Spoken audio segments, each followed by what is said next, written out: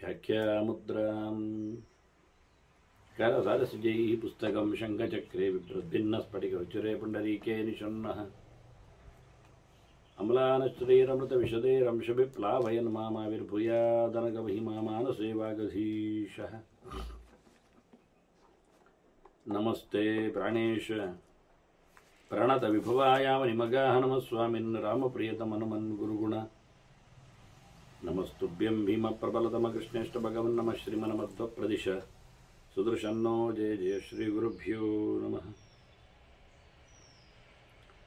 नारायणं सुरगुरुं जगदेकनाथं भक्तप्रियं सकललोकनमस्कृतं च त्रैगुण्यवर्जितमजं विभुमाद्यमीशं वन्दे भवग्रम् अमरासुरसिद्धवन्द्यं नारायणं नमस्कृत्य नरं चैव नरोत्तमं देवीं सरस्वतीं व्यासं ततो जयमुदीरे।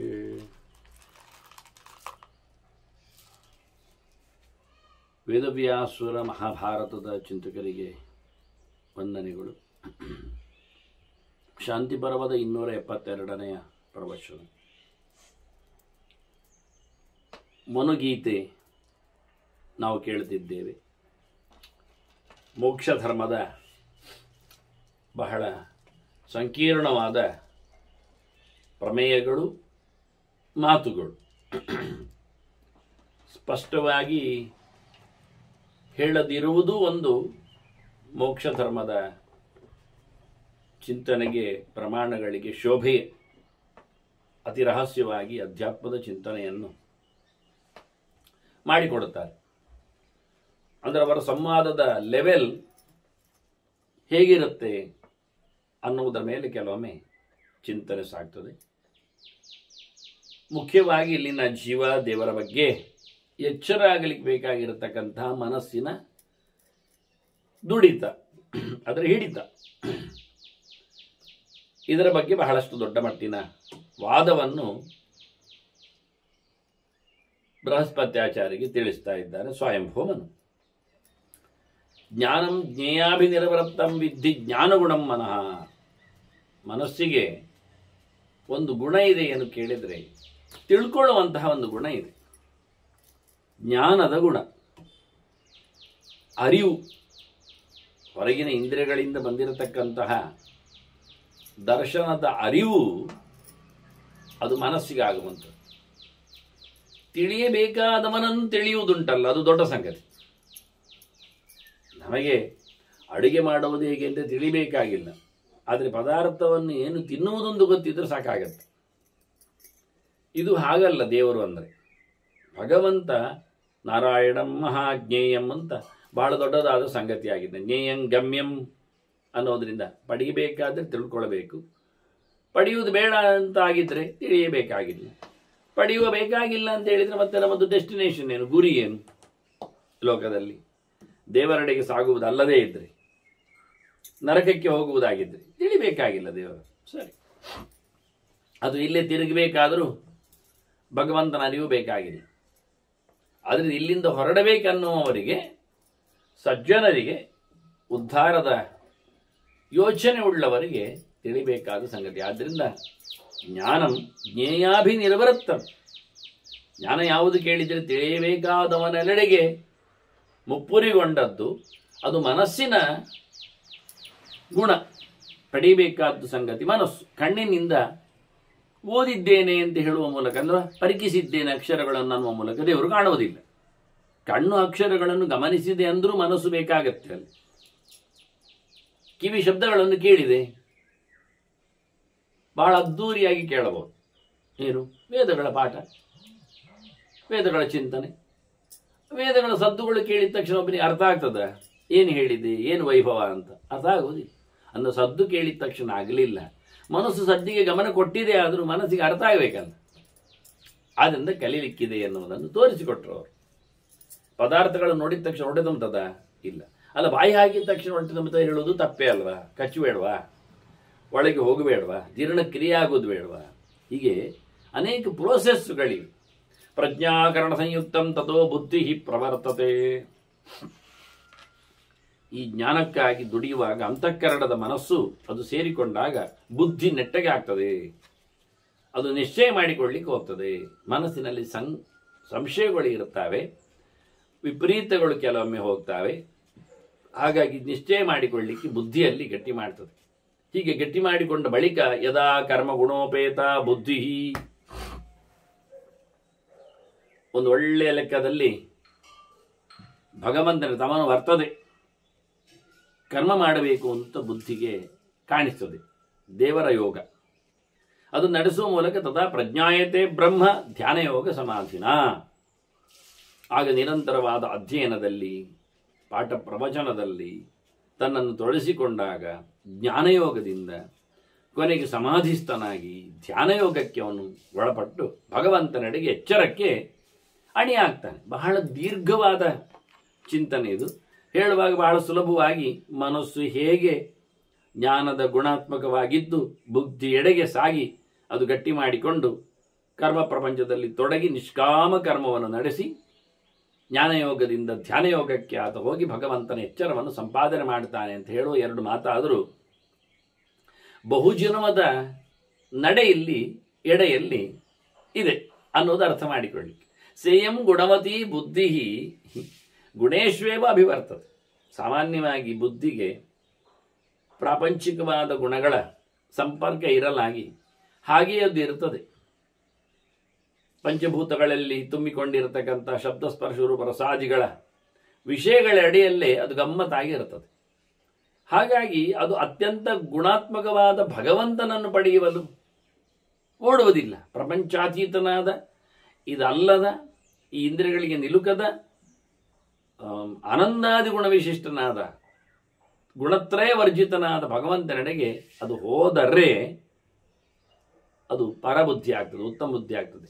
ಅದೇ ಬುದ್ಧಿ ನಮ್ಮದು ಅಪರಾದ್ರಿಂದ, ಅವರಾದ್ರಿಂದ, ನಿಕೃಷ್ಟ ಆದ್ರಿಂದ, ನೀಚ ಆದ್ರಿಂದ ಅದು ಎಲ್ಲಿಯೇ ತಿರುಗ್ತದೆ. ಅಷ್ಟೇ ಅಲ್ಲ, ಅಭಿನಿಸ್ರೌತಿ, ಅದು ಕೆಳಗೆ ಹಾರಿ ಜಾರಿ ಹೋಗ್ತದೆ. ಹೇಗೆ ಹೇಳಿದರೆ ಗಿರಿಯ ಶೃಂಗಮಿ ಮೋದಕ, ಬೆಟ್ಟದ ಉದ್ದಿಯಲ್ಲಿ ಬಿದ್ದ ನೀರು ಹೇಗೆ ಕೆಳಗೆ ಹರಿದು ಸುತ್ತಮುತ್ತಲು ಚದರಿ ಹೋಗುತ್ತೋ ಅದೇ ರೀತಿಯಾಗಿ ನಮ್ಮ ಪ್ರಪಂಚನಿಷ್ಠವಾದಂತಹ ಗುಣಶೀಲವಾದ ಈ ಬುದ್ಧಿಯಿಂದಾಗಿ ಅದು ಅಪರದೆಡೆಗೆ ಅವರವಾಗುವ ಮೂಲಕ ಸಣ್ಣ ಮಟ್ಟಿನಲ್ಲಿ ಇರಲಿಕ್ಕೆ ಹೋಗಿ ಉಪಯೋಗಕ್ಕೆ ಬರುವುದಿಲ್ಲ. ಯದಾ ನಿರ್ಗುಣಮಾಪನೋತಿ ಧ್ಯಾನಂ ಮನಸ್ಸಿ ಪೂರ್ವಜಂ, ಮತ್ತೆ ಪುನಃ ಹಿಂದಕ್ಕೆ ಹೋಗಿ ಧ್ಯಾನವನ್ನು ನಡೆಸುವ ಮೂಲಕ ಮನಸ್ಸು ಈ ಹೊರಗಿನ ಗುಣಪ್ರಪಂಚದಿಂದ ತಪ್ಪಿಸಿಕೊಳ್ಳುತ್ತದೆ. ತದಾ ಪ್ರಜ್ಞಾಯತೆ ಬ್ರಹ್ಮ, ಆಗ ದೇವರ ಎಚ್ಚರ ಆಗ್ತದೆ. ನಿಕಷಂ ನಿಕಷಯತಾಂತ್, ಒಳ್ಳೆ ಬಂಗಾರವನ್ನು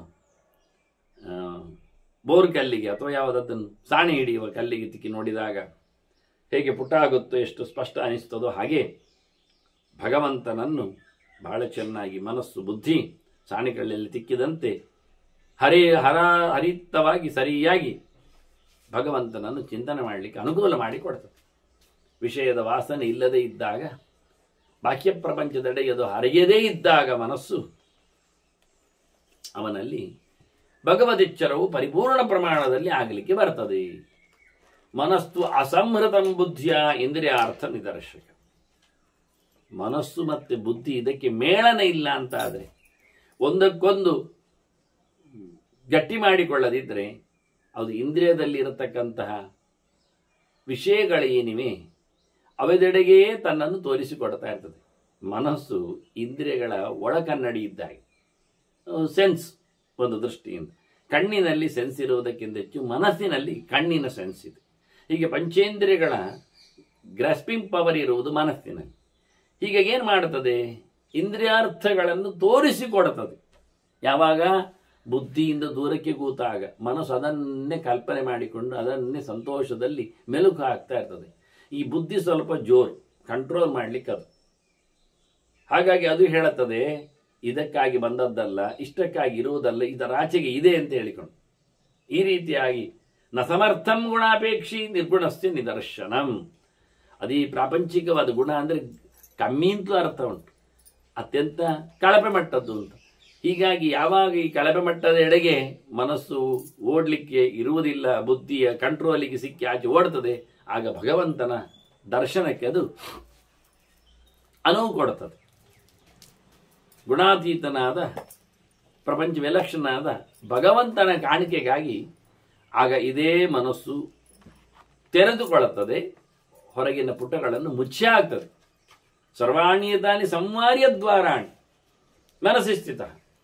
ಜೀವ ಏನು ಮಾಡಬೇಕು ಅಂದ್ರೆ ಎಲ್ಲ ಈಗ ಬಾಗಿಲುಗಳನ್ನು ಹಾಕಬೇಕು. ಬಾಯಿ ಕೇಳ್ತದೆ ತಿನ್ನುವ ಅಂತ ಮುಚ್ಕೊಳ್ಬೇಕು.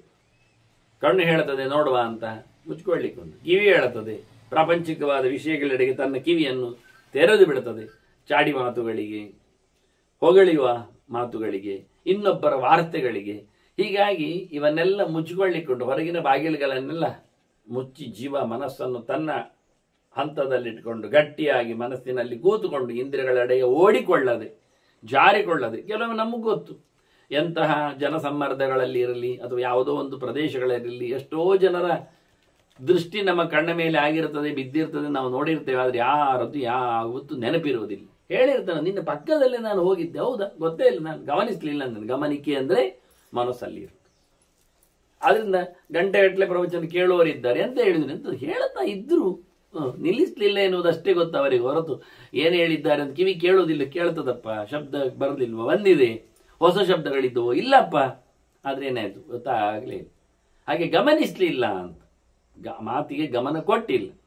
ಹೀಗೆ ಮನಸ್ಸು ಬಾಗಿಲನ್ನು ಮುಚ್ಚಿ ಕೂತಾಗ ಮನಸ್ಸು ಏಕಾಗ್ರತಾಂಕೃತ್ವ ತತ್ಪರಂ ಪ್ರತಿಬದ್ಧತೆ. ಮನಸ್ಸನ್ನು ಏಕಾಗ್ರಗೊಳಿಸಬೇಕು, ಇಂದ್ರಿಯಗಳೆಡೆಗೆ ಅದನ್ನು ಹೋಗ್ಲಿಕ್ಕೆ ಬಿಡಬಾರದು. ಆದ್ರಿಂದ ಅದು ವ್ಯಗ್ರ ಆಗಿದೆ. ಇಂದ್ರಿಯಗಳೆಡೆಗೆ ಹೋದ್ರೆ ಇಡೀ ಪ್ರಪಂಚದೆಡೆಗೆ ಹಾರುವ ಮನಸ್ಸಿನಿಂದಾಗಿ ದೇವರು ಕಾಣುವುದಿಲ್ಲ. ಹಾಗಾಗಿ ತನ್ನಷ್ಟಕ್ಕೆ ಅದಕ್ಕಿಂತ ಮಿಗಿಲಾದ, ಪ್ರಪಂಚಕ್ಕಿಂತ ವಿಲಕ್ಷಣನಾದ, ಪೂರ್ಣನಾದ, ಪ್ರಪಂಚ ಪೂರ್ಣ ಅಲ್ಲ, ಪ್ರಪಂಚ ದೊಡ್ಡದೂ ಅಲ್ಲ, ನಮಗದು ಅತ್ಯಂತ ಆತ್ಮೀಯವಾದದ್ದು, ಹತ್ತಿರವಾದದ್ದು, ಇದು ಬೇರೆಯಾಗಿದೆ, ಪ್ರಪಂಚಕ್ಕಿಂತ ಬೇರೆಯಾದದ್ದು ದೇವರು. ನಮ್ಮ ಅನುಭವದಲ್ಲಿ ಸಿಕ್ಕದೇ ಇರತಕ್ಕಂಥ ಸಂಗತಿಯಾಗಿದೆ. ಅಂತಹ ದೇವರನ್ನು ಆತ ಚಿಂತನೆಗೆ ತರ್ತ. ಯಥಾ ಮಹಾಂತಿ ಭೂತಾನಿ ನಿವರ್ತಂತೆ ಗುಣಕ್ಷಯೇ. ಮಹಾಭೂತಗಳು ಅಂದರೆ ಪಂಚಭೂತಗಳು, ಗುಣಕ್ಷಯ ಅಂದರೆ ಅವುಗಳ ಗುಣರೂಪಾದಿಗಳು. ಹಾಗಾಗಿ ಈ ಭೂತಗಳಿಗೆಲ್ಲ ನಿವೃತ್ತಿ ಆಗ್ತದೆ. ಈಗ ಕಣ್ಣಿದ್ದರೂ ರೂಪದ ದರ್ಶನ ಆಗುವುದಿಲ್ಲ, ರೂಪದರ್ಶನ ಆದರೂ ಕಣ್ಣಿಗೆ ಸಂಬಂಧ ಆಗುವುದಿಲ್ಲ, ಅರ್ಥ ಆಗುವುದಿಲ್ಲ, ಮನಸ್ಸಿಗೆ ಅದನ್ನು ಕಾಣಿಸುವುದಿಲ್ಲ. ಈಗ ಯೋಗಿಯ ಕಥೆ ಹೇಗೆ ಅಂದರೆ, ಅವ ಧ್ಯಾನದಲ್ಲಿ ಕೂತಾಗ ನೀವು ಬೆಡಿ ಬಿಟ್ಟರು ಅವನ ಕಿವಿಗೆ ಕೇಳುವುದಿಲ್ಲ. ಅವನ ಪಕ್ಕದಲ್ಲೇ ಅವನ ಮೈ ಮೇಲೆ ಹಾವು ಹರಿದ್ರು ಅವನು ಯಾವುದೇ ಎಚ್ಚರ ಆಗುವುದಿಲ್ಲ. ನಮಗೆ ಎಚ್ಚರದಲ್ಲಿದ್ದಾಗ ಕಾಲು ಉಗುರು ಮುಟ್ಟಿದ್ರು ಗೊತ್ತಾಗುತ್ತೆ, ತಲೆ ಕೂದಲು ಮುಟ್ಟಿದ್ರು ಅರ್ಥ ಆಗುತ್ತೆ ಯಾರು ಏನು ಹೇಗೆ ಅಂತ. ನಿದ್ದೆಯಲ್ಲಿದ್ದಾಗ ಏನು ಗೊತ್ತಾಗುವುದಿಲ್ಲ. ಅದೇ ರೀತಿಯಾಗಿ ಧ್ಯಾನದಲ್ಲಿದ್ದಾಗಲೂ, ಎಚ್ಚರದಲ್ಲಿದ್ದಾಗಲೂ, ದೇವರ ಎಚ್ಚರದಲ್ಲಿದ್ದಾಗಲೂ ಅವನು ಯಾವುದೇ ಇಂದ್ರಿಯಗಳಲ್ಲಿ ಯಾವುದೇ ರೀತಿಯಾದ ಸೌಕರ್ಯಗಳು ಕೆಲಸ ಮಾಡುವುದಿಲ್ಲ ಎನ್ನುವುದು ಸತ್ಯ. ಅಂದ್ರೆ ಏನಾಯ್ತು, ಅವನ ಪಂಚಭೂತಗಳು ಇವತ್ತು ಸೋತಿವೆ.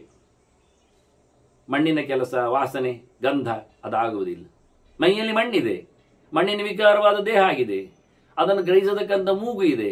ಅದರೊಳ್ಳೆ ಅವನ ಪಕ್ಕದಲ್ಲಿ ಘಾಟು ಹಾಕಿದರು, ಮೆಣಸು ಸುಟ್ಟರು, ಗಂಧವನ್ನು ಹೊಗೆ ಆಡಿಸಿದ್ರು, ಅವನು ಯಾವುದೇ ರೀತಿಯಾದಂತಹ ಮೂಗಿನಲ್ಲಿ ಕ್ರಿಯೆಗಳು ಆಗುವುದಿಲ್ಲ, ಅವನಿಗೆ ಗ್ರಹಣಕ್ಕೆ ಬರುವುದಿಲ್ಲ. ಶಬ್ದದ ಹಾಗೆ, ರೂಪದ ಹಾಗೆ ಎಲ್ಲ ವಿಷಯಗಳು ಗುಣಕ್ಷಯ ಇವೆಲ್ಲ ಅವನ ಲೆಕ್ಕಾಚಾರದಲ್ಲಿ ಸತ್ತೋದಾಗಿ ಅದನ್ನು ಕೊಂದುಬಿಟ್ಟಿದ್ದಾನೆ. ತಥಾ ಇಂದ್ರಿಯಾಣ್ಯುಪಾದಾಯ ಬುದ್ಧಿ ಮನಸ್ಸು ವರ್ತತೆ. ಈ ಎಲ್ಲ ಇಂದ್ರಿಯಗಳನ್ನು ಕಟ್ಟಿ ಗಂಟುಮುಟ್ಟೆ ಮಾಡಿಕೊಂಡು ಬುದ್ಧಿ ಮನಸ್ಸಿನಲ್ಲಿ ಹಾಕಿಕೊಂಡಿರ್ತದೆ. ಅದರಿಂದ ಇಂದ್ರಿಯಗಳು ಹೊರ ವ್ಯಾಪಾರವೇ ಮಾಡುವುದಿಲ್ಲ. ಕೆಲವರು ಮಲಗುವಾಗ ಕಣ್ಬಿಟ್ಟು ಮಲಗುವುದುಂಟು, ಅವರಿಗೇನು ಕಾಣ್ತದೆ? ಕಾಣುವುದಿಲ್ಲ. ಅದು ನಮೂನೆ. ಹಾಗೆ ಕಣ್ಣೀಗ ಅರಳಿಸಿಕೊಂಡೇ ನಿದ್ದೆ ಮಾಡ್ತಾರೆ. ನಾವು ತಿಳ್ಕೊಂಡು ನಮ್ಮನ್ನು ನೋಡ್ತಾ ಇದ್ದಾರೆ ಅಂತ ಅವರ ಬೋಳೆ ಆಚೀಚೆ ಅಲ್ಲಾಡುವುದಿಲ್ಲ. ನಾವು ಒಂದ್ಸತಿ ಹೀಗೆ ಮಾಡಿ ನೋಡಿ, ಏನಾಗುವುದಿಲ್ಲ. ಹಾಗೆ ಧ್ಯಾನಸ್ಥನಾದ ವ್ಯಕ್ತಿಗೆ ಇಂದ್ರಿಯಗಳೆಲ್ಲ ತೆರೆದಿರ್ತವೆ, ಕಣ್ಣಿಗೇನು ಹತ್ತಿ ಹಾಕೊಂಡಿರುವುದಿಲ್ಲ. ಕೆಲವರು ಮಲಗುವಾಗ ಕಣ್ಣು ತೆರೆದ, ಕೆಲವರು ಮಲಗುವಾಗ ಬಾಯಿ ತೆರೆದು ಮಲಗುತ್ತಾರೆ ಅಂತ ಹೇಳಿಕೊಂಡು ಎಷ್ಟು ಸೊಳ್ಳೆಗಳನ್ನು ನುಂಗ್ತಾರೆ. ಅಥವಾ ಅವುಗಳು ಇವಳ ಹಾಗೆ ಸುರಸೆಯಾಗಿ ಒಳಗೆ ಹೋಗಿ ಹೊರಗೆ ಬರ್ತಾವೇನು, ಅದು ಇರ್ಬೋದು. ಹಾಗೆ ಸಾಮಾನ್ಯವಾಗಿ ಎಚ್ಚರದಲ್ಲಿದ್ದಾಗ ಈ ಮೊಸಳೆಗಳು ಇವೆಲ್ಲ ನೀರಿನಲ್ಲಿ ಬಾಯಿ ತೆರೆದು ಮಲಗ್ತವೆ. ಹಾಗಾದರೆ ಕಾಗೆಗಳು ಬಂದು ಅದರ ಹಲ್ಲಿನ ಎಡೆಯಲ್ಲಿ ಸಿಕ್ಕಿರತಕ್ಕಂಥ ಮಾಂಸಗಳನ್ನು ಕುಕ್ಕಿ ತಿನ್ಲಿಕ್ಕೊಂಡು ಅವುಗಳು ಖುಷಿ ಪಡ್ತವೆ. ನ್ಯಾಚುರಲ್ ಥೆರಪಿ ಇದ್ದಾಗೆ, ಒಳ್ಳೆ ಡೆಂಟಲ್ ಸಿಕ್ಕಿದಾಗ ಅದಕ್ಕೆ. ಹಾಗಾಗಿ ಒಳ್ಳೆ ವೈದ್ಯರು ಬಂದು ಹೇಳಿಕೊಂಡು ಬಾಯಿ ತೆರೆದು ಕೂತ್ಕೊಳ್ತದೆ. ಕೆಲವು ಮೀನುಗಳು ತಮ್ಮನ್ನು ಕಚ್ಚಿಕೊಳ್ಳಿಕ್ಕೆ ತಮ್ಮ ಮೈಯಲ್ಲಿದ್ದ ಪಾಚಿಗಳನ್ನು ತಿನ್ನಲಿಕ್ಕೆ ಇತರ ಮೀನುಗಳಿಗೆ ಬಿಟ್ಟುಕೊಡ್ತವೆ. ಅದೇ ರೀತಿಯಾಗಿ ಮಂಗಗಳು ಹೇನನ್ನು ಹೆಕ್ಕಿಕೊಳ್ಳುತ್ತವೆ. ಅದರಂತೆ ಒಂದು ದೃಷ್ಟಿಯಿಂದ ಇಂದ್ರಿಯಗಳನ್ನೆಲ್ಲ ಇವ ಮುಚ್ಚಿಗೆ ಹಾಕಿಬಿಟ್ಟಿದ್ದಾನೆ. ನಾವು ಹೇಗೆ ನಿದ್ದೆಯಲ್ಲಿ ಎಲ್ಲ ಇಂದ್ರಿಯಗಳನ್ನು ಬಿಟ್ಟುಕೊಟ್ಟಿದ್ರು ಅದರ ಗಮನ ಇಲ್ಲ, ಬಾಯಿ ತೆರ್ಕೊಂಡಿದ್ರು ಊಟದ ಪರಿವೇ ಇಲ್ಲ, ಅದರಂತೆ ಧ್ಯಾನಿಯ ಕಥೆಯಲ್ಲಿ ಎಲ್ಲ ಇಂದ್ರಿಯಗಳನ್ನು ಸಾತ ಒಳಗೆ ಎಳ್ಕೊಂಡೋಗಿದ್ದಾನೆ. ಕಣ್ಣು ತೆರೆದ್ರೂ ಕಾಣುವುದಿಲ್ಲ, ಕಿವಿಗೆ ಮುಚ್ಚಲಿಕ್ಕೆ ಇಲ್ಲ, ಕಿವಿಗೆ ತೆಲ್ಕೊಂಡಿದ್ರು ಕೇಳುವುದಿಲ್ಲ, ಮೂಗು ತನ್ನಷ್ಟಕ್ಕೆ ಕೂತ್ಕೊಂಡಿದ್ರು ಪರಿಮಳವನ್ನು ವಾಸನೆಯನ್ನು ಗ್ರಹಿಸುವುದಿಲ್ಲ, ಕೈಕಾಲುಗಳು ನಲುಗಾಡುವುದಿಲ್ಲ, ಕ್ರಿಯಾಶೀಲವಾಗಿರುವುದಿಲ್ಲ. ಈ ಅದ್ಭುತವಾದಂತಹ ನಿರ್ವ್ಯಾಪಾರದ ಸ್ಥಿತಿಯಲ್ಲಿ ಆತ ನೆಲೆಗೊಳ್ಳುತ್ತಾನೆ. ಯದಾ ಮನಸ್ಸಿ ಸಾ ಬುದ್ಧಿ ವರ್ತತೆ ಅಂತರಚಾರಿಣಿ. ಬುದ್ಧಿ ದೇವರೆಡೆಗೆ ಹಾರಬೇಕು, ಬಹಳ ಅದ್ದೂರಿಯಾಗಿ ದೇವರ ಎಚ್ಚರವನ್ನು ಒಳಗಿನ ಭಗವಂತನೆಡೆಗೆ ಹೃದಯ ಕಮಲದಲ್ಲಿ ನೆಲೆಗೊಂಡ ದೇವರ ಚಿಂತನೆಯಲ್ಲಿಗೆ ಅದು ಸರಿದಾಗ ವ್ಯವಸಾಯ ಗುಣೋಪೇತ ತದಾ ಸಂಪದ್ಯತೆ ಮನಃ. ಆಗ ಮನಸ್ಸು ಜ್ಞಾನವನ್ನು ಪಡೆಯುವಲ್ಲಿ, ದೇವರನ್ನು ಕಾಣುವಲ್ಲಿ, ಭಗವದೆಚ್ಚರನ್ನು ಸಂಪಾದಿಸುವಲ್ಲಿ ಸಮರ್ಥವಾಗ್ತದೆ. ಅದ್ಭುತವಾದಂಥ ಗಟ್ಟಿಯಾದ ಪ್ರಯತ್ನ ಅಂತೂ ಬೇಕೇ ಬೇಕು, ನಿಶ್ಚಯವಾದ ಪ್ರಯತ್ನ, ತತ್ವನಿಶ್ಚಯದ ಪ್ರಯತ್ನ. ತಪ್ಪು ತಪ್ಪು ತಿಳ್ಕೊಂಡಾಗ ಏನೇನು ಕಾಣುವುದಿಲ್ಲ, ಅದಾಗುವಂಥದ್ದಲ್ಲ. ಯಾಕೆಂದರೆ ತಪ್ಪು ಇರುವುದಿಲ್ಲ. ನಾನು ಮೊಲದ ಗೊಂಬನ್ನು ಹೀಗೆ ಧ್ಯಾನ ಮಾಡ್ತಾ ಇದ್ದೀನಿ, ನನಗೆ ಮೊಲದ ಗೊಂಬಿನ ಪ್ರತ್ಯಕ್ಷ ಆಯಿತು ಅಂತ ಯಾರು ಹೇಳುವುದಿಲ್ಲ. ಮೊಲ ಇದೆ, ಕೊಂಬು ಇದೆ, ಅದು ಎರಡನ್ನು ಜಾಯಿಂಟ್ ಮಾಡಿದ್ದು ನಾವೇ, ಕಲ್ಪನೆ ಮಾಡಿದ್ದು ನಮ್ಮದು. ಆದರೂ ನಾನೀಗ ಮೊಲದ ಗೊಂಬು ಹೇಳುವಾಗ ಮೊಲ ಇದೆ ಕೊಂಬು ಇದೆ ಅಂತ ಹೇಳಿದ್ದು ಸರಿ, ನೀವು ಯಾವ ಜಾತಿಯ ಮೊಲವನ್ನು ನೀವು ಕಲ್ಪನೆ ಮಾಡಿದ್ದು ಅಂತ ನಾನು ಹೇಳಿದ್ನ. ಅದು ನನ್ನ ಕಲ್ಪನೆಯಲ್ಲಿ ಯಾವ ಜಾತಿಯ ಮೊಲ ಉಂಟು ನಿಮ್ಗೆ ಗೊತ್ತಾ? ಮೊಲದಲ್ಲಿ ಸುಮಾರು ವೆರೈಟಿಗಳಿವೆ. ರ್ಯಾಬಿಟ್ ಕೊಂಬು ಹಾಗೆ ಎಷ್ಟು ಬಗೆಯ ಕೊಂಬುಗಳಿಲ್ಲ. ದನದ್ದು ಬೇರೆ, ಜಿಂಕೆದ್ದು ಬೇರೆ, ಉಳೆದ್ದು ಬೇರೆ, ಬೇರೆ ಬೇರೆ ರೀತಿಯಾದ ಕೊಂಬುಗಳು ಇರ್ಲಿಕ್ಕೆ ಹೋಗಿ ನಾನು ಯಾವ ಕೊಂಬನ್ನು ನನ್ನ ಮೊಲಕ್ಕೆ ಸಿಕ್ಕಿಸಿದೆ ನಿಮಗೇನು ಗೊತ್ತು? ಹಾಗಿರುವಾಗ ನನ್ನ ಮನಸ್ಸಿನ ಕಲ್ಪನೆಯಲ್ಲಿ ಬಂದದ್ದು ನಿಮ್ಮ ಮನಸ್ಸಿನ ಕಲ್ಪನೆಯಲ್ಲಿ ಇಲ್ಲದೇ ಇರುವುದರಿಂದ ಸತ್ಯ ಅಲ್ಲ ಎನ್ನುವುದು ಗ್ಯಾರಂಟಿ, ವಾಸ್ತವಲ್ಲ ಅಂತ. ಹಾಗಾಗಿ ಕಲ್ಪನೆಯ ಪ್ರಪಂಚದಲ್ಲಿ ದೇವರು ಕಾಣುವುದಿಲ್ಲ. ಆದ್ದರಿಂದ ದೇವರು ಹೇಗಿದ್ದಾನೆ ಎನ್ನುವುದು ಶಾಸ್ತ್ರ ಹೇಳಿರ್ತದೆ. ಅದರ ಪ್ರಕಾರವೇ ಭಗವಂತನ ಧ್ಯಾನ ಮಾಡಿಕೊಳ್ಳಲಿಕ್ಕೆ ಇರುವಂಥ ಅದೇ ಕಾಣುವಂಥದ್ದು. ನಾವು ಬದಲಿಸುವಂತೆ ಇಲ್ಲೋ, ಬದಲಿಸಿ ಕಾಣುವಂತೆಯೂ ಇಲ್ಲ. ನಾನು ಬದಲಿಸಿದ್ದೇನೆ ಆದರೆ ದೇವರು ಕಾಣ್ತಾರೆ ಹೇಳಲಿಕ್ಕೆ ಆಗುವುದೇ ಇಲ್ಲ, ಆಗುವಂಥದ್ದು ಅಲ್ಲ. ಆದರೆ ತುಂಬ ಆಪ್ಷನ್ಸ್ಗಳಿವೆ ಎನ್ನುವುದು ಸತ್ಯ, ಅದು ವಿಷಯ ಬೇರೆ, ಅದು ಶಾಸ್ತ್ರೀಯವಾದದ್ದು. ಶಾಸ್ತ್ರವೇ ಹೇಳಿಕೊಡ್ತದೆ ಹೇಗಿರಬಹುದು, ಹೇಗಿರಬೇಕು, ಹೇಗಿದೆ ಅನ್ನುವ ನೆಲೆಯಲ್ಲಿ. ಒಂದು ದೇವಸ್ಥಾನವನ್ನು ಕಟ್ಟಬೇಕು ಅಂದಾಗ ಹೀಗೇ ಕಟ್ಟಬೇಕು ಅಂತೇಳಿ ಚೌಕಟ್ಟಿನಲ್ಲಿ ಯಾವ ಶಾಸ್ತ್ರವೂ ಕೂತ್ಕೊಳಿಸಲಿಲ್ಲ, ಎಲ್ಲಿ ಇಲ್ಲ, ಯಾವುದಲ್ಲಿಯೂ ಇಲ್ಲ. ಸಂಹಿತೆ ತೆಗೀರಿ, ಪುರಾಣಗಳನ್ನು ನೋಡಿ, ತಂತ್ರಾಗಮಗಳ ಎಡೆಗೆ ನಿಲುಕಿಸಿ, ಎಲ್ಲಿ ನೋಡಿದರಲ್ಲಿಯೂ ಒಂದು ದೇವಸ್ಥಾನವನ್ನು ಕಟ್ಟಬೇಕು ಅಂದಾಗ ಒಂದು ನೂರಾರು ಆಪ್ಷನ್ಸ್ಗಳು, ಹಾಗವೋ ಹೀಗವೋ, ಮತ್ತೊಂದು ಇನ್ನೊಂದು, ಎಲ್ಲಿ ಎನ್ನುವುದರಲ್ಲೇ ಅವರಿಗೆ ನೂರಾರು ಜಾಗ ಹೇಳ್ತಾರೆ. ಕಾಡಿನ ಮಧ್ಯೆ ಆಗ್ಬೋದು, ಗುಡ್ಡೆ ತುದಿಯಲ್ಲಿ ಆಗ್ಬೋದು, ನೀರಿನ ನಡುವೆ ಆಗ್ತದೆ, ಊರಿನ ಮಧ್ಯೆ ಬರ್ಬೋದು. ಈ ಸುಮ್ಮನೆ ಒಟ್ಟು ಟೋಟಲಿ ಸ್ಮಶಾನದಿಂದ ದೂರ ಇದ್ದರೆ ಒಳ್ಳೆಯದು ಎನ್ನುವುದನ್ನು ಹೇಳಲಿಕ್ಕೆ ಹೋಗ್ತಾರೆ. ಕೆಲವು ಸಂಗತಿಗಳು ಬಿಟ್ಟರೆ ದೊಡ್ಡದೆಷ್ಟು, ಸಣ್ಣದೆಷ್ಟು, ಎತ್ತರೆಷ್ಟು, ಅಗಲೆಷ್ಟು, ಆಳೆಷ್ಟು, ಎಲ್ಲದರಲ್ಲಿ ಆಪ್ಷನ್. ಇವತ್ತು ನಾವು ತಲೆ ಚಿಟ್ಟಿಡ್ಕೊಳ್ಳುವಷ್ಟು ವಾಸ್ತುವಿನ ಕಥೆಯಿಂದ ಹಾಳು ಮಾಡಿಕೊಳ್ತೇವೆ. ಹೀಗೆ ಆಗಬೇಕು ಅಂತ ಹೇಳ್ತಾ 1 ಇಂಚು ಆಚೀಚೆ ಆಗಿ ಮಾಡಿಕೊಂಡು ಅಂದ ದೊಡ್ಡ ಜನ ಅಂತವನನ್ನು ಮಾಡಿಬಿಟ್ಟು, ನಿಜವಾಗಿ ಸಂಗತಿ ಎಂಥದಿಲ್ಲ. ಗೋಪುರದಲ್ಲಿ ದೊಡ್ಡ ಸಂಗತಿಯೇ ಇಲ್ಲ, ದೇವರಲ್ಲಿ ಸಂಗತಿ ಇರು. ಪ್ರತಿಮೆಯ ಲಕ್ಷಣ ಚೆನ್ನಾಗಿರಬೇಕು. ಗೋಪುರ ಹೇಗಿದ್ರು ನಡೀತದೆ, ಚೌಕಟ್ಟು ಹೇಗಾದ್ರೂ ನಡೀತದೆ. ಪದಾರ್ಥಗಳು ಊಟಕ್ಕೆ ನಮಗೆ ಗೋಧಿಯೋ ಅನ್ನವೋ ಪ್ರಧಾನ ಇರ್ತದೆ. ಅದಕ್ಕೆ ನಂಜಿಕೊಳ್ಳುವಂಥದ್ದು ಎಂಥದೂ ಆಗ್ತದೆ. ಉಪ್ಪಿನಕಾಯಿ ಆಗ್ತದೆ, ಕೆಲವೊಮ್ಮೆ ತೆಂಗಿನ ಎಣ್ಣೆ ನಡೀತದೆ, ಬೆಲ್ಲ ತುಪ್ಪವೂ ಆಗ್ತದೆ. ಅದನ್ನು ನಂಜಿಕೊಳ್ಳುವಂಥದ್ದು ಪದಾಂಶಗಳು ಏನಿದ್ರೂ ಆಗ್ತದೆ ಹೊಟ್ಟೆ ತುಂಬಲಿಕ್ಕೆ. ಪ್ರಧಾನ ಅಂಶಗಳು ಮುಖ್ಯ ಬೇಕಾಗ್ತದೆ. ಉಪ್ಪಿನಕಾಯಿಯನ್ನೇ 1-3 ಬಟ್ಲೆ ತಿಂದು ಬದುಕಲಿಕ್ಕೆ ಬರುವುದಿಲ್ಲ, ಹೇಗೋ ಹಾಗೆ. ಇವೆಲ್ಲ ಏನ್ ಮಾಡ್ತಾ ಇದ್ದಾವೆ ಕೇಳಿದ್ರೆ, ಈ ಹೂರಣಗಳು ಹೊರಗಿನ ತಟ್ಟಿಗಳಿಗೇನೆ ದೊಡ್ಡ ಸಂಗತಿ. ಅದ್ಭುತವಾದಂತಹ ಸ್ಟ್ರಕ್ಚರ್ಗಳು, ಒಳಗೆ ಪ್ರತಿಮೆ ಮಾತ್ರ ಪರ್ಕಟಾಗಿರ್ತದೆ, ಹಳತಾಗಿರ್ತದೆ, ಚಿಂತನೆಗೆ ಅಯೋಗ್ಯವಾಗಿರ್ತದೆ, ಹೇಳುವವನಿಗೇನು ಗೊತ್ತೂ ಇರುವುದಿಲ್ಲ. ಒಳಗೆ ಅವನ ಜಪದಲ್ಲಿಯೂ ಮಂತ್ರಗಳು ಭಿನ್ನ ಆಗಿರ್ತವೆ. ಪ್ರತಿಮೆ ಮಾತ್ರ ಅಲ್ಲ, ಅವನ ಬದುಕಿನಲ್ಲಿ ಬೇಕಾದಷ್ಟು ಭಿನ್ನತೆಗಳಿರ್ತವೆ. ಆಚರಣೆಯೇ ಇರುವುದಿಲ್ಲ, ಅದರ ಬಗ್ಗೆ ಯಾರು ಗಮನ ಕೊಡುವುದಿಲ್ಲ. ಲಕ್ಷಗಟ್ಟಲೆ ಕೋಟಿಗಟ್ಟಲೆ ಖರ್ಚು ಮಾಡಬೇಕಾದ್ದು ಅವನನ್ನು, ಪೂಜೆಯ ಸೌಂದರ್ಯವನ್ನು ಬಿಟ್ಟು ಬಿಲ್ಡಿಂಗಿನ ಸ್ಟ್ರಕ್ಚರಿನ ದೊಡ್ಡತನವನ್ನು ಅದನ್ನು ಹೇಳಿಕೊಟ್ಟವನಿಗೆ ಸನ್ಮಾನ, ಅದನ್ನು ಹೊತ್ತುಕೊಂಡವನಿಗೆ ಬಿರುದಾವಳಿ, ಅದನ್ನೇ ಮತ್ತೆ ಅವನ ಒಂದು 10 ಕಡೆಯಲ್ಲಿ ಕೆತ್ತಿಕೊಳ್ಳಿಕ್ಕೆ. ಎಂಥದ್ದು ಅಲ್ಲ, ನಾಚಿಕೆ ಕೇಡು ಕೆಲಸ. ಎಂಥದ್ದು ಮಾಡಿದ್ರು ನಡೀತದೆ. ಮತ್ತೆ ತಪ್ಪಾಗ್ತದೆ ಅಂತ ಯೋಚನೆ ಮಾಡಬೇಡಿ. ಎಲ್ಲ ತಪ್ಪುಗಳಿಗೂ ಪ್ರಾಯಶ್ಚಿತ್ತಗಳು. ಇಷ್ಟು ಮಾಡಿದ್ರು ಸರಿ ಇರಬೇಕು ಅಂತ ಇಲ್ಲ. ಸರಿ ಆಯ್ತು ಹೇಳಿ ಮತ್ತೊಂದು ಕಡೆ ನ್ಯೂನತೆ ಇರ್ತದೆ. ನಾವು ಜನಮೇಜಯನ ಸರ್ಪಸತ್ರದಲ್ಲಿ ನೋಡಿಕೊಂಡೇವಲ್ಲ, ಅಂತ ಅದ್ದೂರಿಯಾಗಿ ಮಾಡಿಕೊಂಡವನಲ್ಲಿ ಒಬ್ಬ ಬಂದು ಹೇಳಿದ, ಇದರಿಂದಾಗಿ ನಿಂತು ಹೋಗ್ತದೆ ಅಂತ.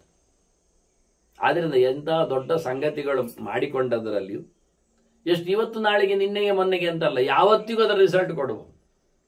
ಕಟ್ಟಿದ ದೇವಳದ ವೈಭವದಲ್ಲಿ ಮುಂದಿನ ಒಂದು 100 ವರ್ಷದ ನಂತರದಲ್ಲಿಯೂ ಬಿದ್ದು ಹೋಗುವ ಸಂಭವಕ್ಕೆ ಇದು ಕಾರಣ ಆಗುವ. ಅದನ್ನೇನು ಪ್ರಯೋಜನ ಇಲ್ಲ. ವಾಸ್ತವವಾಗಿ ಮಾಡಬೇಕಾದ ಸಂಗತಿ ಅಡಿಗೆ ಕೊಟ್ಟಿಲ್ಲ. ನಮ್ಮ ಇಂದ್ರಿಯ ವ್ಯಾಪಾರಗಳಿಗೆ ಗೌಜಿ ಮೆರವಣಿಗೆ, ಒಳಗಿನ ಭಗವತ್ ತತ್ವದೆಡೆಗೆ ಸಾಗುವ ಪ್ರಕ್ರಿಯೆಗೆ ನಾವೆಂದು ಮನಸೋತಿಲ್ಲ. ಅದನ್ನು ಉಲ್ಲೇಖ ಮಾಡಿದ್ರು ಅವರು. ವಾಸ್ತವವಾಗಿ ಯಥಾ ಮಹಾಂತಿ ಭೂತಾನಿ ನಿವರ್ತಂತೆ ಗುಣಕ್ಷಯೇ ತತ ಇಂದ್ರಿಯಾಣಿ ಉಪಾದಾಯ ಬುದ್ಧಿ ಮನಸ್ಸಿ ವರ್ತತೆ. ಎಲ್ಲ ಇಂದ್ರಿಯಗಳನ್ನು ಕಟ್ಟಿಕೊಂಡು ಮನಸ್ಸಿನಲ್ಲಿ ಕೂತಾಗ ಯದಾ ಮನಸ್ಸಿ ಸಾ ಬುದ್ಧಿ ವರ್ತತೆ ಅಂತರಚಾರಿಣಿ, ಒಳಗಡೆಡೆಗೆ ಅದು ತಾನು ಪ್ರವೇಶ ಮಾಡಿಕೊಂಡರೆ ವ್ಯವಸಾಯ ಗುಣೋಪೇತ ತದಾ ಸಂಪದ್ಯತೆ ಮನಃ. ಆಗ ಮನಸ್ಸು ಹಗುರವಾಗ್ತದೆ, ದೇವರನ್ನು ಪಡೆಯುವಲ್ಲಿ ಸಮರ್ಥವಾಗ್ತದೆ. ಅದರಾಗಿ ಭಗವಂತನನ್ನು, ಅವನನ್ನು ಪಡೆಯುವ ದೊಡ್ಡ ಮೊತ್ತದ ಜ್ಞಾನವನ್ನು ಅದು ಹೊತ್ಕೊಳ್ತದೆ. ಗುಣವದ್ಭಿಹಿ ಗುಣೋಪೇತಂ ಯದಾ ಧ್ಯಾನಗತಂ ಮನಃ. ಈ ಗುಣದ ಬಗ್ಗೆ ಗ್ರಹಿಸುವಂಥದ್ದೆಲ್ಲ ಇಂದ್ರಿಯಗಳು. ಹಾಗಾಗಿ ಮುಖ್ಯವಾಗಿ ಹೊರಗಿನ ಇಂದ್ರಿಯಗಳಲ್ಲಿಯೇ ಎಲ್ಲ ವ್ಯಾಪಾರಗಳು ಇರುವಂಥದ್ದು. ಅವನ್ನೆಲ್ಲ ನಿಲ್ಲಿಸಿಕೊಂಡು ಮನಸ್ಸು ಕೆಲಸ ಮಾಡಬೇಕಾಗ್ತದೆ, ಮಾಡಿರ್ತದೆ. ಧ್ಯಾನಕ್ಕೆ ಹೋದಾಗ ತದಾ ಸರ್ವಾನ್ ಗುಣಾನ್ ಹಿತ್ವ ನಿರ್ಗುಣಂ ಪ್ರತಿಪದ್ಯತೆ. ಆಗ ಇಂದ್ರಿಯಗಳಿಗೆ ಅಂಟಿಕೊಂಡಿರತಕ್ಕಂತಹ ವಾಸನೆಗಳನ್ನು, ಪ್ರಾಪಂಚಿಕವಾದಂತಹ ಸಂಪರ್ಕಗಳನ್ನು ದೂರ ಮಾಡಿ ಧ್ಯಾನಕ್ಕೆ ಹೋದಾಗ ಮನಸ್ಸು ಇದನ್ನು ಕಟ್ಟಿಕೊಂಡು ಹೋಗ್ಲಿಕ್ಕೆ ಆಗುವುದಿಲ್ಲ. ಒಳಗೆ ಇದರ ಯೋಚನೆಗಳು ಬರ್ತವೆ. ಕಟ್ಟಿಕೊಂಡು ಹೋದರೆ ಪ್ರಪಂಚವೇ ಮತ್ತೆ ಕಾಣುತ್ತದೆ, ದೇವರು ಕಾಣುವುದಿಲ್ಲ. ಅದನ್ನೆಲ್ಲ ಎಸೆದು ಗುಣಾತೀತನಾದ ಭಗವಂತನನ್ನು ಸಂಪರ್ಕ ಮಾಡ್ತದೆ. ಭಗವಂತ ಕಾಣುವುದಿಲ್ಲ ಎನ್ನುವುದು ಸತ್ಯ. ಆದರೆ ಶಾಸ್ತ್ರಕಾರರು ಹೀಗೆ ಅವನನ್ನು ಟ್ರೇಸ್ ಮಾಡಿಕೊಳ್ಳಬೇಕು ಅಂತ ಹೇಳಿದ್ದಾರೆ. ಒಂದೊಂದು ಅವಯವಗಳ ಬಗ್ಗೆಯೂ ಮಾತಾಡ್ತಾರೆ, ಸಮಗ್ರವಾಗಿಯೂ ಹೇಳ್ತಾರೆ. ಅವ್ಯಕ್ತಸ್ಯೇಹ ವಿಜ್ಞಾನೇ ನಾಸ್ತಿ ತುಲ್ಯಂ ನಿದರ್ಶನಂ. ದೇವರ ಕಾಣುವ ಈ ಬಗೆಗೆ ಅವ್ಯಕ್ತನಾದವನ ಮನಪಟಲದ ನೆಲೆಯಲ್ಲಿ, ಹೃದಯಾಂತರಾಳದಲ್ಲಿ ಒಂದು ದರ್ಶನ, ವ್ಯಕ್ತ ರೂಪ. ಇದಕ್ಕೊಂದು ಹೇಗೆ ಏನು ಅಂತ ಹೇಳಲಿಕ್ಕೆ ಹೊರಗಿನಲ್ಲಿ ನಮ್ಮಲ್ಲಿ ದೃಷ್ಟಾಂತ ಇಲ್ಲ, ಹೇಳಿಕೊಡುವ ರೀತಿ ಇಲ್ಲ. ಅದು ಹೀಗೆ ಅಂತ ಆಗುವುದಿಲ್ಲ ಅಂತ. ಯತ್ರ ನಾಸ್ತ್ರಿ ಪದನ್ಯಾಸ, ಅದಕ್ಕೆ ಶಬ್ದಗಳ ಜಾಲರಿಗಳೇ ಇಲ್ಲ, ಒಂದು ವರ್ಡೇ ಇಲ್ಲ, ಎಷ್ಟೂ ಇಲ್ಲ. ಯಥೋ ವಾಚೋ ನಿವರ್ತಂತೆ ಅಪ್ರಾಪ್ಯ ಮನಸಾಸ ಅಂತ ಕಸ್ತಂ ವಿಷಯ ಮಾಪ್ನಿಯ. ಹಾಗಿರುವಾಗ ಅದನ್ನು ಗಮನಿಸಿಕೊಳ್ಳುವ ಕಥೆ ಹೇಗೆ, ಹೇಳಿಕೊಡುವುದು ಎಲ್ಲಿಂದ? ಅದನ್ನ ಶಬ್ದ ಜಾಲರಿಗಳಲ್ಲಿ ಸಿಗಲಾರದ ಸಂಗತಿ ಅದು. ಹೇಳಿ ಮುಗಿಸ್ತೇನೆ, ಹೇಳಿ ತಿಳಿಸ್ತೇನೆ, ಹೇಳಿ ಆಗಿಸ್ತೇನೆ ಅನ್ನುವಂಥದ್ದಿಲ್ಲ. ಆದರೂ ಅದಕ್ಕೊಂದು ದೃಷ್ಟಾಂತ ಇಲ್ಲದಿದ್ದರೂ ಗಮನಿಸಲಿಕ್ಕೆ ಆಗ್ತದೆ. ಹೇಳಿಕೋಸ್ಕರ ನಾನು ನಿದ್ದೆಯಲ್ಲಿ, ಸ್ವಪ್ನದಲ್ಲಿ ಅನ್ನೋ ದೃಷ್ಟಾಂತಗಳನ್ನೆಲ್ಲ ಮನು ಕೊಟ್ಟದ್ದನ್ನು ತೋರಿಸಿಕೊಟ್ಟಿದ್ದೆ. ಮಾಡಬೇಕಾದ ದೇವರ ಚರ್ಯೆ ಏನು ಕೇಳಿದರೆ, ಮೊದಲಿಗೆ ಮಾಡಬೇಕಾದ್ದು ತಪಸ್ಸು. 3 ಬಗೆಗೆ ತಪಸ್ಸು. ಮಾತು ಕಡಿಮೆ, ಮೌನ ಹೆಚ್ಚು, ಮನಸ್ಸಿನೊಳಗೆ ಭಗವಂತನ ಚಿಂತನೆ, ಶುದ್ಧ ಶಾಸ್ತ್ರಗಳ ಅಧ್ಯಯನ, ಆಲೋಚನೆ, ಅದರೆಡೆಗೆ ಗಮನ, ಅವಲೋಕನ. ಅದಕ್ಕಾಗಿ ಶಾರೀರಿಕವಾದಂತಹ ಕೆಲವು ವ್ರತ ನಿಯಮಗಳ ಕಡ್ಡಾಯದ ಕಟ್ಟುನಿಟ್ಟಿನ ವ್ಯವಸ್ಥೆ. ಯಾಕೆಂದರೆ ಇನ್ಫ್ಲುಯೆನ್ಸ್ ಆಗ್ತದೆ ಅಂತ. ಈಗ ಕೊರೋನಾ ಬಂದಾಗ ಹೆಚ್ಚಿನವರಿಗೆ ಗೊತ್ತಿತ್ತು, ಮುಟ್ಟಿದ್ರೆ ಏನಾಗ್ತದೆ ಅಂತ. ಮುಟ್ಟಿದ್ರಲ್ಲ, ಮೂಸಿದ್ರು, ಹತ್ತಿರ ಹೋದರೂ ಸಾಯುವ ಸ್ಥಿತಿಯಲ್ಲಿ ಬಂದಾಗ ಮನುಷ್ಯನ ಕತೆ ಅರ್ಥ ಆಗ್ತಿತ್ತು. ಡಿಸ್ಟೆನ್ಸ್ ಮೈಂಟೈನ್ ಎನ್ನುವ ಅರ್ಥ ಏನು, ಹೇಗೆ ಅಂತ. ಹಾಗೆ ಯಾವುದೇ ಸಂಪರ್ಕದಲ್ಲಿ, ಯಾವುದೇ ಸಂದರ್ಭದಲ್ಲಿಯೂ ಸಂಪರ್ಕಕ್ಕೆ ಒಳಗಾಗದೆ, ಮಾತಿನ ಸಂಪರ್ಕಕ್ಕೂ ವಾದದ ಚಿಂತನೆಗೂ ಒಳಗಾಗಿಕೊಳ್ಳದಂತಹ ಒಂದು ಮಡಿವಂತಿಗೆ, ಅದನ್ನು ತಪಸ್ಸು ಅಂತ ಕರೆದು. ತಪಸಾಚ ಅನುಮಾನೇನ, ಶಾಸ್ತ್ರಕ್ಕನುಗುಣವಾದ ಚಿಂತನೆ, ಪ್ರಮಾಣಗಳ ಅವಲೋಕನ, ಅದರ ಮನನ, ಅದರ ಜೊತೆಯಲ್ಲಿ ಬಹಳಷ್ಟು ಕಠಿಣವಾಗಿ ಚಿಂತನೆಗೆ ಹೊರೆ ಹಚ್ಚಿಕೊಳ್ಳಲಿಕ್ಕೆ ತಾನು ಬಿಟ್ಟು ಹೋಗುವುದು, ಬಂದುಬಿಡುವುದು. ಅದರಂತೆ ಗುಣೈಹಿ, ಭಗವಂತನ ವ್ಯತ್ಯಾಸ ಗುಣಗಳ ಅನುಸಂಧಾನ. ನಾನೆಷ್ಟು ಅಲ್ಪ ಇದ್ದೇನೆ, ಎಷ್ಟು ಅಜ್ಞೆ ಇದ್ದೇನೆ, ಎಷ್ಟು ಅಸಮರ್ಥ ಇದ್ದೇನೆ, ಎಷ್ಟು ಅಶಕ್ತಿ ಇದೆ, ಎಷ್ಟು ಅವನು ಹೇಗಿದ್ದಾನೆ ಭಗವಂತ ಪೂರ್ಣಶಕ್ತನಾಗಿ, ಸರ್ವಗತನಾಗಿ, ಸಕಲ ಐಶ್ವರ್ಯಯುತನಾಗಿ, ಹೀಗೆ ಒಂದೊಂದು ಗತಿಯಿಂದ. ಮತ್ತು ಜಾತಿಯ, ನನ್ನ ಜಾತಿ ಬೇರೆ, ಅವನ ಜಾತಿ ಬೇರೆ. ಅವನು ದೇವಜಾತಿ, ನಾನು ಜೀವಜಾತಿ ಅಲ್ವಾ. ನಾನು ಉಪಜೀವಕತ್ವ, ಇನ್ನೊಬ್ಬರ ಅಡಿಯಾಳಾಗಿ ನಾನು ಬದುಕುವ, ಇನ್ನೊಬ್ಬರಿಲ್ಲದೆ ಬದುಕೇ ಇಲ್ಲ ನನಗೆ. ನಾನು ಬರಬೇಕಾದರೂ ತಂದೆ ತಾಯಿಗಳು ಇರಬೇಕಾಯಿತು, ನನ್ನ ಇರುವಿಗೂ ನನ್ನ ಮನೆ ಸೌಕರ್ಯ ಅದೆಲ್ಲ ಬೇಕಾಯಿತು, ಬದುಕಿಗೆ ಅನ್ನ ಇತ್ಯಾದಿಗಳು ಬೇಕಾಗ್ತದೆ. ಅದನ್ನು ತಯಾರಿಸಲಿಕ್ಕೆ ರೈತ ಮುಂದವರು ಬರ್ತಾರೆ. ನಾನು ನನ್ನ ವಸ್ತುಗಳನ್ನು ತಯಾರಿಸಿಕೊಳ್ಳುತ್ತೇನೆ ಎನ್ನುವುದು ತೀರಾ ಸುಳ್ಳೆ. ಯಾಕೆಂದ್ರೆ ನನಗೆ ಬೀಜ ಆದರೂ ಬರಬೇಕಲ್ಲ ಬೇರೆ ಕಡೆಯಿಂದ.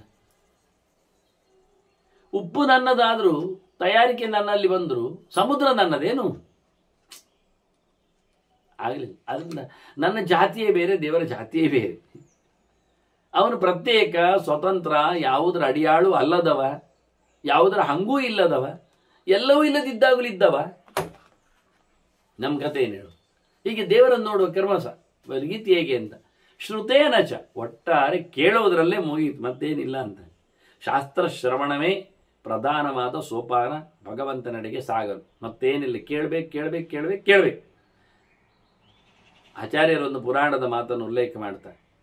ನಾನು ಸುಮಾರು ಸತಿ ಹೇಳುವುದುಂಟು ಶ್ರವಣದ ಬಗ್ಗೆ. ನೋಡಿ, ಕೇಳುವುದರಲ್ಲಿ ಏನು ತಪ್ಪಿಲ್ಲ. ಯಾಕೆಂದರೆ ಕೇಳುವುದು, ಅದಕ್ಕೆ ಏನು ಕಷ್ಟ ಇಲ್ಲ.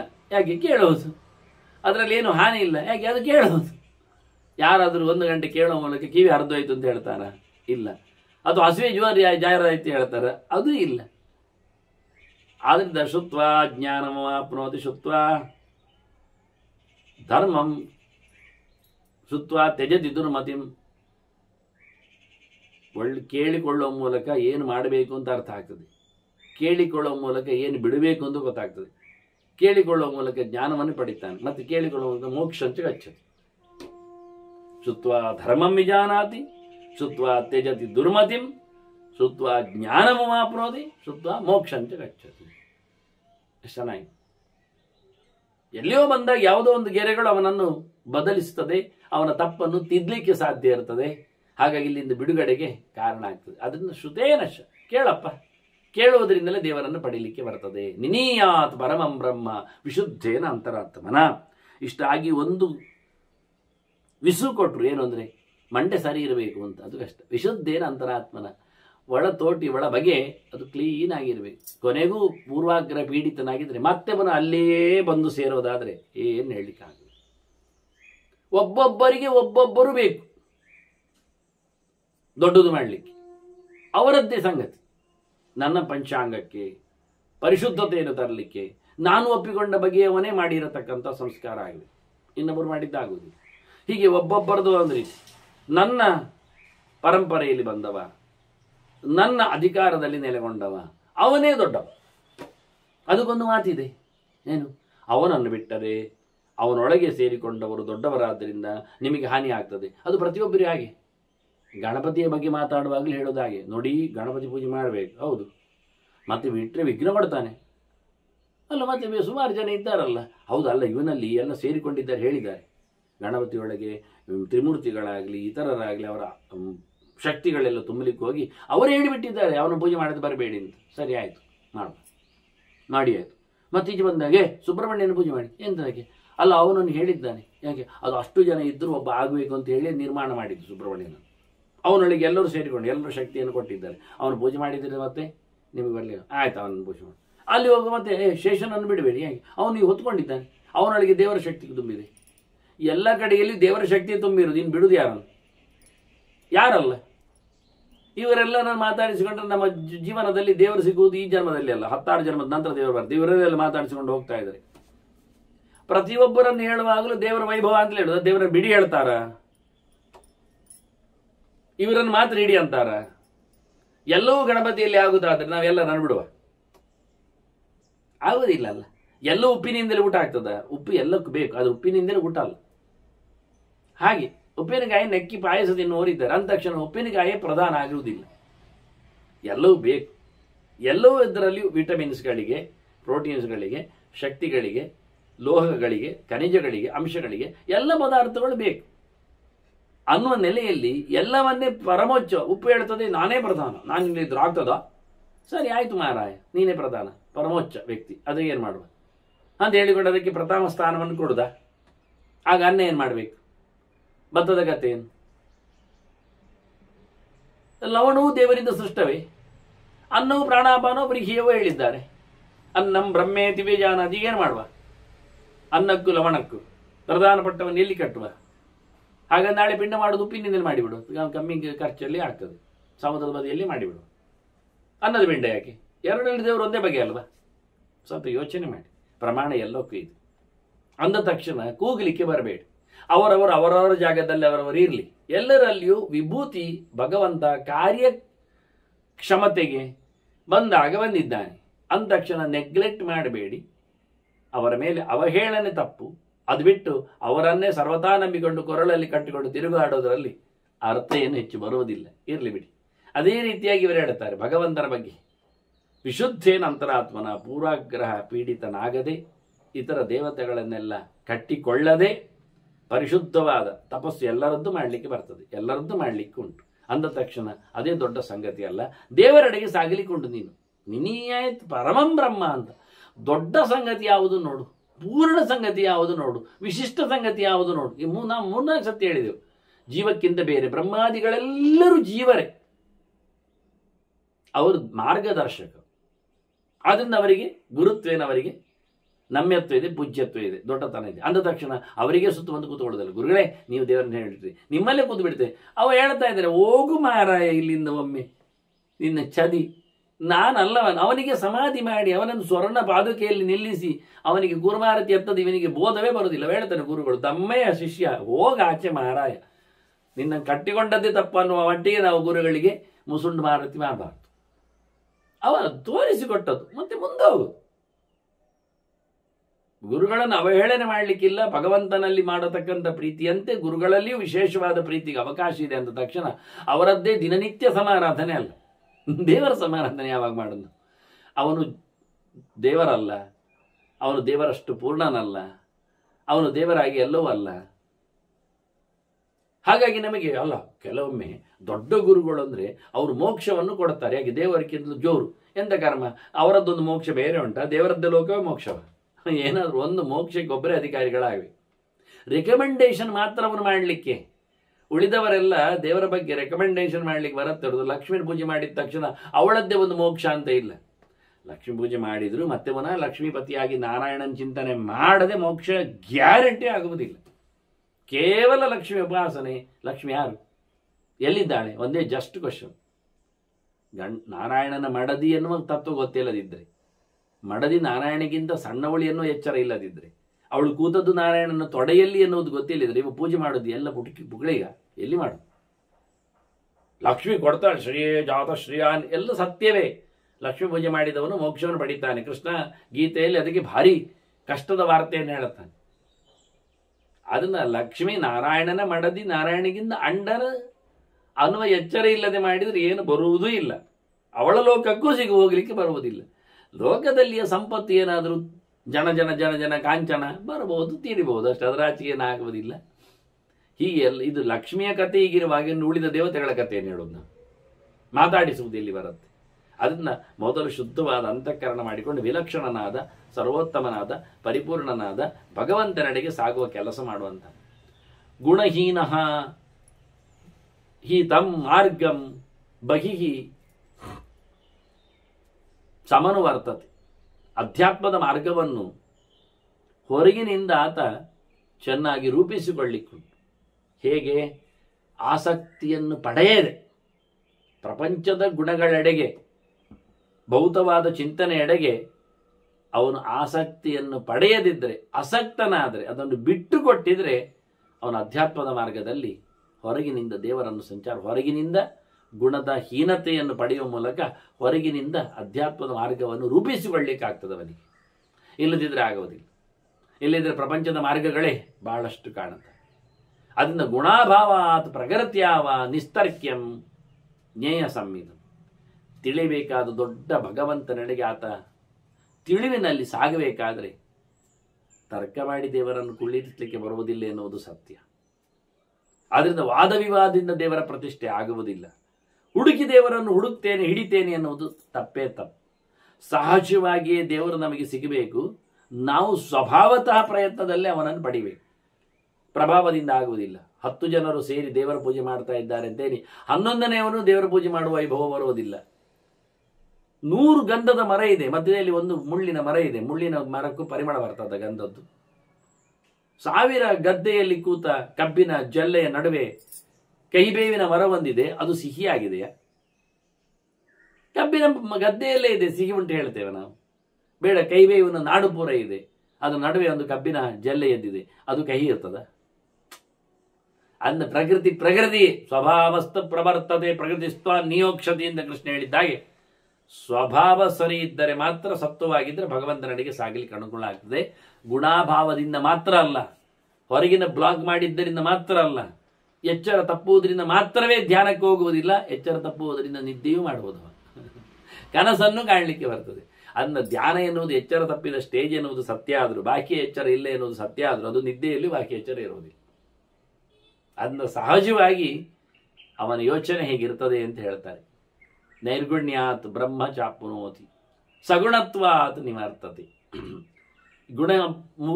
ಗುಣಭೂತವಾದ ಪ್ರಪಂಚವನ್ನು ನಕ್ಕುವ ಮೂಲಕವ ಇಲ್ಲೇ ಕೂತಿರ್ತಾನೆ, ಮತ್ತೆ ಮತ್ತೆ ಸುತ್ತುವರ್ತಾನೆ. ಆಸಕ್ತಿ ಅವನನ್ನು ಮತ್ತೆ ಸುತ್ತಿಸ್ತದೆ.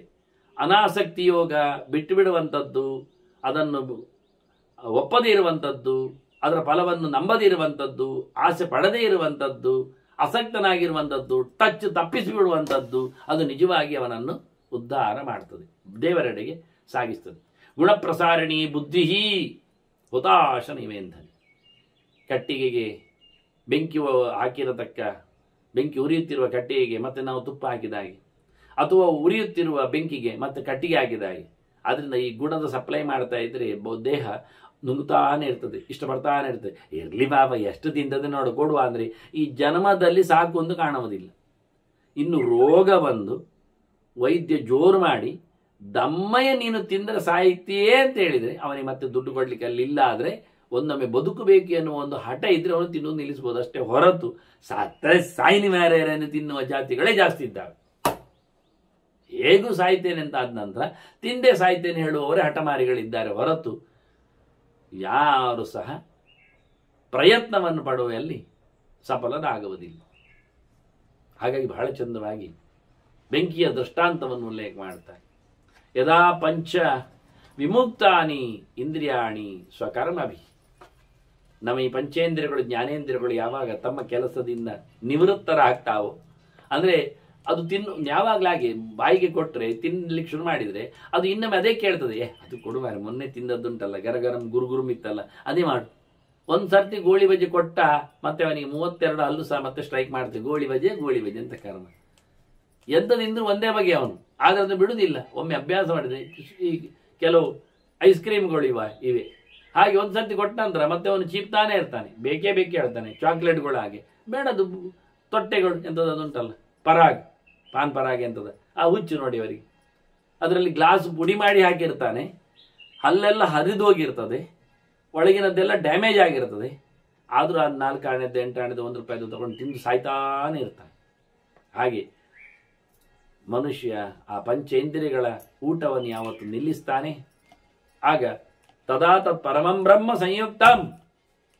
ಪ್ರಕೃತಿ ಪರಂ, ಪ್ರಕೃತಿ ಆಚೆಗಿನ ಈ ಸ್ವಭಾವ, ಈ ಲೋಕದ ಆಚೆಗೆ ಇರತಕ್ಕ ಭಗವಂತನೆಡೆಗೆ ಆತ ಸಾಗಲಿಕ್ಕೆ ಹೋಗ್ತಾನೆ, ಅದನ್ನು ಪಡೆಯಲಿಕ್ಕೆ ಇಷ್ಟಪಡ್ತಾನೆ. ಏವಂ ಪ್ರಕೃತಿತ ಸರ್ವೇ ಸಂಭವಂತಿ ಶರೀರಿನ. ಹೀಗೆ ಎಲ್ಲರದ್ದು ಕತೆ. ದೇಹ ಹೊತ್ತವರ ಬಗೆ ಹೀಗೆ.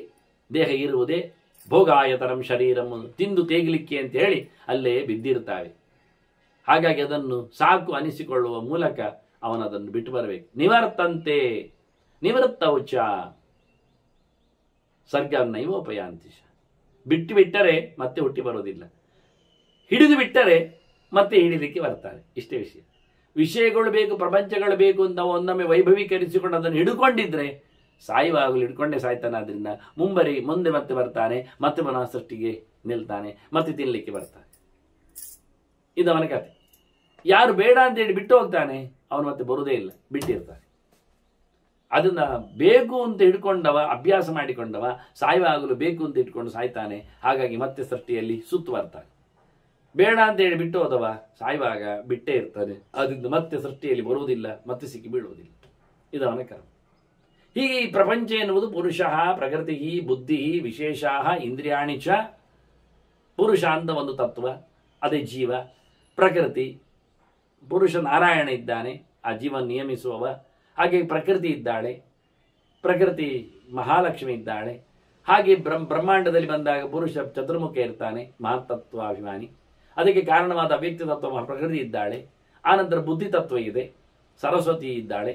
ಮುಂದೆ ವಿಶೇಷ, ಶಬ್ದಸ್ಪರ್ಶ ರೂಪ ರಸ ಗಂಧಗಳು ಅಂತ ಪಂಚ ವಿಷಯಗಳಿವೆ. ಆನಂತರ ಇಂದ್ರಿಯಾಣಿ, 10 ಇಂದ್ರಿಯಗಳಿವೆ, ಅದನ್ನು ಅನುಭವಿಸುವಂಥದ್ದು. ಅದರೊಟ್ಟಿಗೆ ಸೇರಿಕೊಂಡ ಅಹಂಕಾರ ಉಂಟು, ನಾನು ಎನ್ನುವುದು ಗೊತ್ತಿರ್ತದೆ. ಅಭಿಮಾನಶ್ಚ, ಮನಸ್ಸು ಅಲ್ಲಿ ಸೇರಿರ್ತದೆ. ಇದು ಒಟ್ಟು ಸೇರಿಕೊಂಡಾಗ ಸಂಭೂತೋ ಭೂತಪಂಚಕ. ಅದರೊಟ್ಟಿಗೆ ಮಣ್ಣು, ನೀರು, ಬೆಂಕಿ, ಗಾಳಿ, ಆಕಾಶವನ್ನು ಸೇರಿಕೊಂಡ್ರೆ 25 ತತ್ವಗಳಾಯಿತು. ಪ್ರಪಂಚ ಅಂದ್ರೆ ಇಷ್ಟೇ, 25 ತತ್ವ. ಪ್ರಕೃತಿ, ಪುರುಷ, ಬುದ್ಧಿ, ಅದರೊಟ್ಟಿಗೆ ವಿಶೇಷ, ಇಂದ್ರಿಯಾಣಿ ಚ, ಅಹಂಕಾರ, ಅಭಿಮಾನಶ್ಚ, ಸಂಭೂತ ಭೂತಪಂಚಕ ಅಂತ ಹೇಳಿ ಈ ಶರೀರದ ವ್ಯಾಪ್ತಿಯನ್ನು ಹೇಳ್ತಾ ಅದರಲ್ಲಿ ಮೊದಲಿಗೆ ಸೃಷ್ಟಿಯಾದದ್ದು ಚತುರ್ಮುಖ. ಏಕಸ್ಯ ಆದ್ಯ ಪ್ರವೃತ್ತಿಸ್ತು ಪ್ರಧಾನಾತ್ ಸಂಪ್ರವರ್ತತೆ. ಮೊದಲಿಗೆ ಒಬ್ಬನ, ದೊಡ್ಡವನ, ಅಧಿಕಾರಿಯ, ಹಿರಿಯವನ, ಬ್ರಹ್ಮನ ಸೃಷ್ಟಿ ಪ್ರಕೃತಿಯಿಂದ. ಅದು ಹೇಗೆ? ಮೊದಲ ಸೃಷ್ಟಿ ಪ್ರಧಾನಳಾದಂತಹ ಮಹಾಲಕ್ಷ್ಮಿಯಿಂದ, ಸೀಮಂತ ಪ್ರದೇಶದಿಂದ ಅವಳತ್ತು. ಅಹಂಸುವೆ ಪಿತರಮಸ್ಯ ಮೂರ್ಧನ್ ಅಂತ ಹೇಳಿಕೊಂಡಿದ್ದಾಳೆ. ಸೃಷ್ಟಿ ಆಗುತ್ತೆ.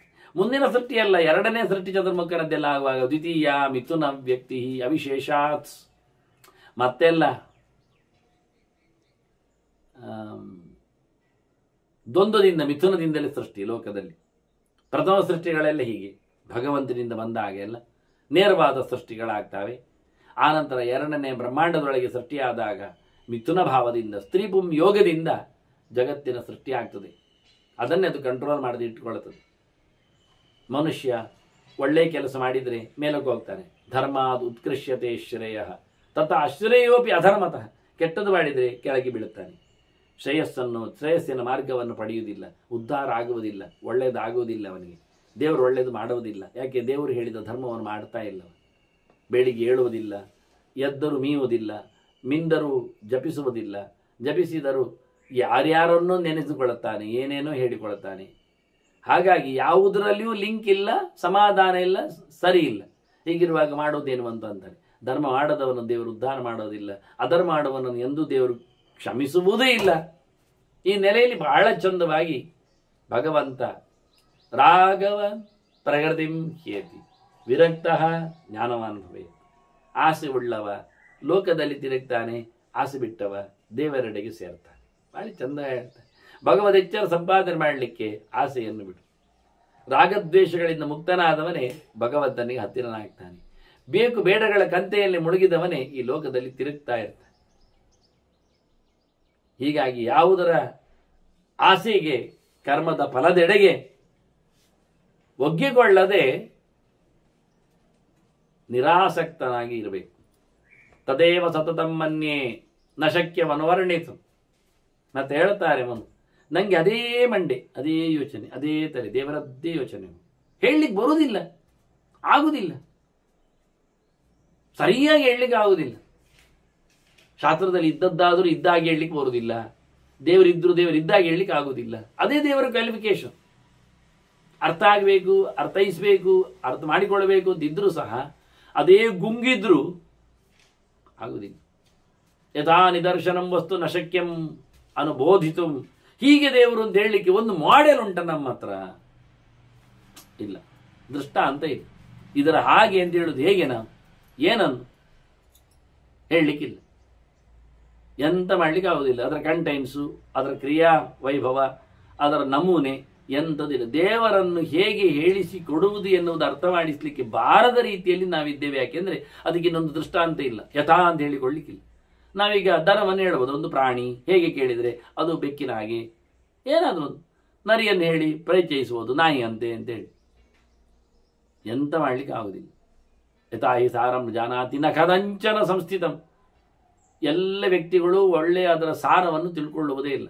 ತೆಂಗಿನಕಾಯಿ ಕಾಣ್ತದೆ, ಸಾರ ಕಾಣ್ತದ, ಕೊಬ್ಬರಿ ಕಾಣ್ತದ, ಹೊಡಿಬೇಕು, ಕಾಯಬೇಕು, ಅದರ ಗೆರಟೆ ಬಿಡಲಿಕ್ಕೆ ನೋಡಬೇಕು. ಹೇಳಿದ ತಕ್ಷಣ ಸುಲಭ ಇಲ್ಲ. Inner most essence of the word ಇಲ್ಲ. ಇಡೀ ಜಗತ್ತಿನಲ್ಲಿ ಇಡೀ ಶಬ್ದದಲ್ಲಿಯೂ ಅತ್ಯಂತ ಅರ್ಥಪೂರ್ಣನಾದ ಮುಖ್ಯನಾದ ವ್ಯಕ್ತಿ ಯಾರು ಗುರುತಿಸುವುದು ಕಷ್ಟ. ಎಲ್ಲ ವಸ್ತುಗಳಿವೆ, ಅಂತರ್ಬೈಚದ ಸರ್ವಂ ವ್ಯಾಪ್ಯ ನಾರಾಯಣ ಸ್ಥಿತ. ಆದರೆ ದೇವರು ಕಾಣೋದಿಲ್ಲ, ವಸ್ತು ಕಾಣ್ತದೆ. ವಸ್ತುವನ್ನು ಹೊಡೆದು ಹಾಕಿ ಎಲ್ಲ ರಿಪೇರಿ ಮಾಡಿ ನೋಡ್ತೇವೆ ನಾವು. ಎಲ್ಲಿದ್ದಾನೆ ದೇವರು? ಯಥಾ ಹಿ ಸಾರಂ ಜಾನಾತಿ ನ ಕಥಂಚನ ಸಂಸ್ಥಿತಂ. ಗಟ್ಟಿ ಕೂತಿದ್ದಾನೆ ದೇವರು, ವೈಭವದಲ್ಲಿದ್ದಾನೆ, ಟೈಟ್ ಆಗಿದ್ದಾನೆ, ಅನೇಕ ರೂಪಗಳಲ್ಲಿದ್ದಾನೆ, ಒಂದು ಕಾಣುವುದಿಲ್ಲ. ಪರಕಾಯ ಚವಿಸ್ತದ್ವದು ದೇಹೇಯಂ ಚೇತನಸ್ತತ. ನಮ್ಮ ದೇಹದಲ್ಲಿ ಜೀವ ಹೇಗಿದ್ದಾನೆ ಹಾಗೆ ಜೀವ ಹೇಗಿದ್ದಾನೆ. ಹರಿದು ನೋಡಿದ್ರೆ ಆಗುವುದಿಲ್ಲ ಅಂತ ಕಳೆದ ಬಾರಿ ಹೇಳಿ ಆಯ್ತು. ಅವನು ಮನು ತುಂಡು ತುಂಡು ಮಾಡಿದ್ರು ಚೇತನ ಸಿಗುವುದಿಲ್ಲ, ದೇವರು ಸಿಗುವುದಿಲ್ಲ. ಹರಿದ ಮರದಲ್ಲಿ, ತುಂಡರಿಸಿದ ಕತ್ತರಿಸಿದ ಮರದಲ್ಲಿ ಬೆಂಕಿ ಕಾಣ್ತದ ನಮಗೆ? ಇಲ್ಲ. ಮಥನ ಮಾಡಿದರೆ ಬೆಂಕಿ ಕಂಡೀತು. ಹಾಗೆ ದೇಹದಲ್ಲಿ ತುಂಡರಿಸಿದ ಜೀವ ಕಾಣ್ತಾನೆ, ಇಲ್ಲ, ಇನ್ನು ದೇವರು ಕಾಣುವುದಿಲ್ಲ. ಹಾಗೆ ಎಲ್ಲ ಕಡೆಯಲ್ಲಿ ಸಹ ಅಂತ ಮನುಷ್ಯನ ಕಥೆ ಇದ್ದಾಗೆ ಜೀವಜ್ಯೋತಿ ಬೆಳಕಿನ ಕೆರೆ ದೇಹದಲ್ಲಿ ಹೇಗೆ ಕಾಣಲಿಕ್ಕೆ ಸಿಗುತ್ತೆ, ಹಾಗೆ ಅದಕ್ಕಿಂತ ಮಿಗಿಲಾದಂಥ ಭಗವಂತನ ಸೂಕ್ಷ್ಮ ಚಿಂತನೆ ಇನ್ನಷ್ಟು ದೇಹದ ನೆಲೆಯಲ್ಲಿ ದೃಷ್ಟಾಂತದಲ್ಲಿ ಮಾತನ್ನು ಮತ್ತೆ ಚಿಂತನೆಗೆ ತರ್ತಾನೆ. ವಂದನೆಗಳೊಂದಿಗೆ ಶ್ರೀಕೃಷ್ಣ ನಾರಾಯಣ ನಾರಾಯಣ ನಾರಾಯಣ.